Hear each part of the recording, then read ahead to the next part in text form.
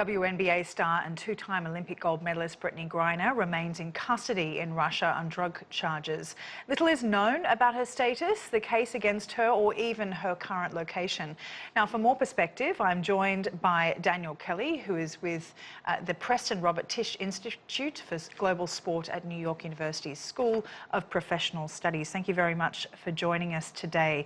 Now, first of all, the media attention is limited here. It's unclear whether it's directly related to the conflict in Ukraine, whether it's overshadowed by the conflict, or if the media response is muted because of the sensitivity around the negotiations to try and get her out. But let's just start with the basis of why she was detained. We know she was detained because she had cannabis oil on her. Now, surely athletes know the zero-tolerance drug policy in Russia. We don't know if it was planted on her or not, but let's first assume that it wasn't. What responsibility do athletes in this kind of situation hold? The responsibility is 100% on the athlete. One of the major deterrents is that this could possibly not be the case with Brittney Griner.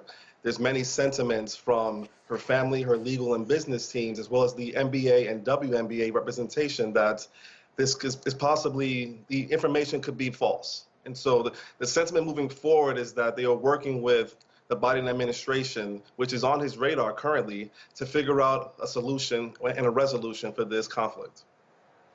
Now, she's in for a long slog in the Russian judicial system. There's little the US government can do about it, from what I understand. Another motive the WNBA may have be staying quiet for this is some of the criticism against WNBA, from what I understand, is the situation in terms of the reasons that Griner was in Russia in the first place. Can you just tell us a little bit more about that? Yes, Brittney Griner is a fantastic athlete. She's one of the first women to consistently dunk and play at a very high level. About 10 years ago, when she was leaving Baylor University, she was a possible NBA draft pick. There was thoughts that Mark Cuban may decide to draft her to the Dallas Mavericks for the second round. Now, when it comes to Brittney Griner and the WNBA, the situation is that many athletes are not making as much money as they would make overseas. And so the average salary is about $60,000 for the WNBA. Brittney Griner, being a star player, she makes a max contract of $228,000 per year for the WNBA season in the summer. But she can make upwards of $1 million playing for Ekaterinburg in Russia. Now, you mentioned before about some of the misinformation perhaps that's coming out of this case. Do you think we can tie Griner's arrest to the bigger geopolitical picture? Is she likely to be used as a bargaining chip in the days to come, do you think? The hope is that that won't be the case, because if this is fought in a geopolitical conversation, this is going to be quite different. Russia has very high anti-gay propaganda. The Russian president, Vladimir Putin, has been on the record since 2013 with anti-gay sentiments. And if it's going to be a political battle, this is going to be a tougher hurdle to pass. It's interesting when we talk about some of these geopolitical battles, you know, in a deeper context, like in this conversation, but sometimes on the domestic front here in the United States, some of the culture wars can come to the forefront around a case like this. Some people write about the fact that, you know, if this was Tom Brady, we would get a lot more media coverage. But of course, she's a black, gay female.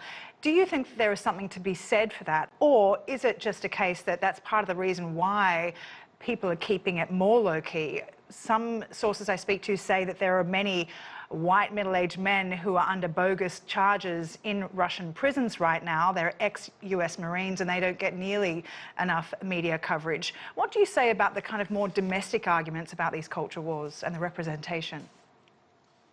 Representation-wise, Brittney Griner is the beacon of hope for the LGBT community. She has done quite well with her book. In 2013, she wrote a book called In My Skin, which documented her sentiments and experiences as a black gay female athlete.